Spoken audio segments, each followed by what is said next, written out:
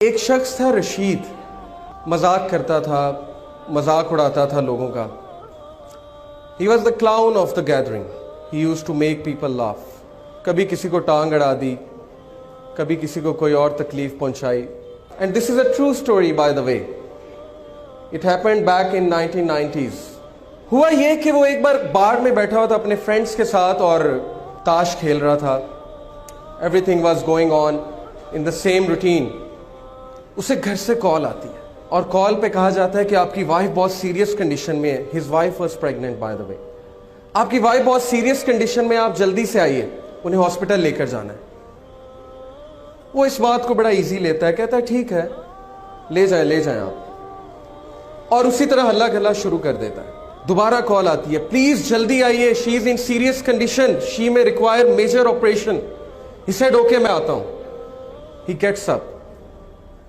جا رہا ہوتا ہے تو راستے میں ایک بلائنڈ فقیر آتا ہے، ایک اندھا فقیر آتا ہے اور اس سے بھیک مانگتا ہے کہ اللہ کے لیے میری مدد کرو. عادت سے مجبور رشید کیا کرتا ہے کہ اس اندھے فقیر کو ٹانگ اڑاتا ہے. وہ اندھا فقیر گر جاتا ہے اور وہ ہنسنے لگ جاتا ہے اور اس کے دوست بھی ہنسنے لگ جاتے ہیں. یہ کر کے رشید چل پڑتا ہے ہاسپٹل کی طرف. ہاسپٹل پہنچتا ہے تو پتہ لگتا ہے کہ وائف بڑی سیریس کنڈیشن میں تھی، بٹ اس کا میجر آپریشن ہوا اور اللہ نے اسے ایک بیٹا دیا ہے. ڈاکٹرز باہر آتے ہیں، کہتے ہیں رشید مبارک ہو، اللہ نے آپ کو بیٹا دیا ہے. وہ بہت خوش ہوتا ہے.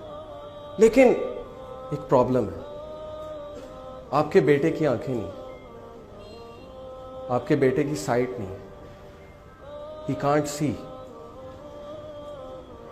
رشید اسی وقت گر جاتا ہے، بیٹھ جاتا ہے اور اسے لگتا ہے کہ جیسے اس کے اوپر کسی نے ایک بہت بڑا پہاڑ گرا دیا.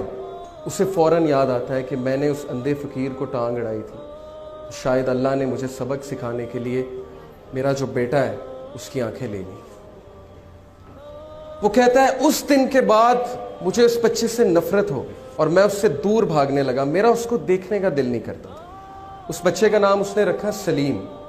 اس کی جو مدر تھی بہت نیک، تقوی والی، نمازی، پرہیزگار، اور وہ اکثر دعا کیا کرتی تھی رشید کے لیے، اپنے ہسبینڈ کے لیے، کہ اے اللہ اس کو ہدایت دیں، اس کی ہدایت کا انتظام کریں.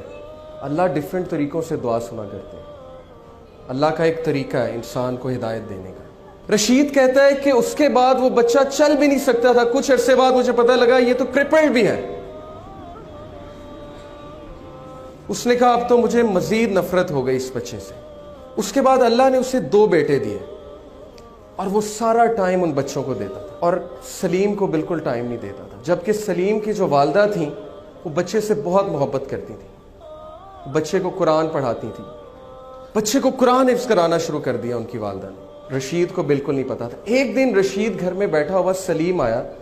سلیم نے اس کا ہاتھ پکڑا. سلیم نے کہا بابا مسجد میں چلیں. رشید بہت حیران ہوا، کہتا کہ کیا مطلب؟ اس نے کہا کہ بابا مجھے راستہ پتا ہے مسجد کا، ہم مسجد میں چلیں. تو بڑا حیران ہوا، بڑا شرمندہ ہوا کہ بچہ اندھا ہے، اسے مسجد کا راستہ کیسے پتا ہے. اس نے کہا اچھا چلو چلتے ہیں. He said کہ by my surprise سلیم نے میرا ہاتھ پکڑا اور مجھے مسجد تک لے کر گیا. بالکل ٹرو انسیڈنٹ ہے. مسجد میں لے کر گیا، کہا بابا قرآن لائیں گے ذرا. رشید قرآن لے کر آتا ہے. سلیم کہتا ہے بابا سورہ کہف تو کھولیں. رشید بہت حیران ہوتا ہے، کہتا ہے میرے بیٹے تمہیں پڑھنا آتا ہے؟ تم نے کب سیکھا؟ وہ کہتا ہے آپ کھولیں تو صحیح. رشید کہتا ہے کہ میں نے کھول دی سورہ کہف.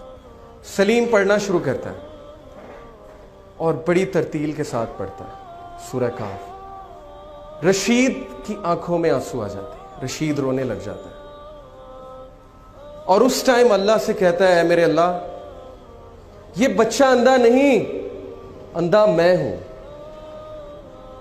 اندھا میں ہوں جس کے گھر کے قریب مسجد تھی لیکن آج تک مسجد کا راستہ نہیں پتا تھا. اندھا میں ہوں کہ قرآن میرے سامنے تھا لیکن میں نے آج تک نہیں پڑھا. یہ بچہ اندھا نہیں ہے. Verily it is the hearts that are blind, not the sight. وہ دن اور اس کے بعد کا دن، رشید کہتا ہے اس بچے نے میری زندگی تبدیل کر دی.